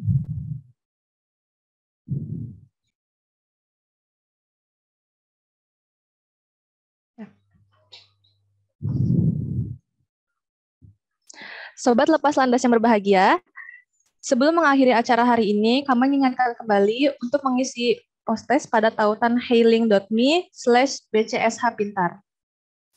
Dengan berakhirnya sesi tanya-jawab tadi, maka tibalah kita di penghujung acara. Kami mengucapkan terima kasih kepada seluruh jajaran pejabat, narasumber, dan peserta yang telah berpartisipasi dan memeriahkan acara sosialisasi hari ini. Juga tidak lupa kami mewakili panitia memohon maaf apabila terdapat kesalahan dan kekurangan selama acara berlangsung. Semoga ilmu yang didapatkan bermanfaat untuk kita semua. Selain itu, saya mengingatkan kembali untuk senantiasa mematuhi protokol kesehatan dimanapun kita berada. Saya mewakili panitia yang bertugas pamit undur diri. Akhir kata, buah nanas, buah ceri. Ditambah gula, enak sekali. Artinya. Cukup sekian sosialisasi hari ini. Semoga bisa bertemu lagi di kemudian hari. Wassalamualaikum warahmatullahi wabarakatuh. Selamat siang. Waalaikumsalam warahmatullahi wabarakatuh. Terima kasih. Terima kasih Pak Yudi. Bapak Ibu semua.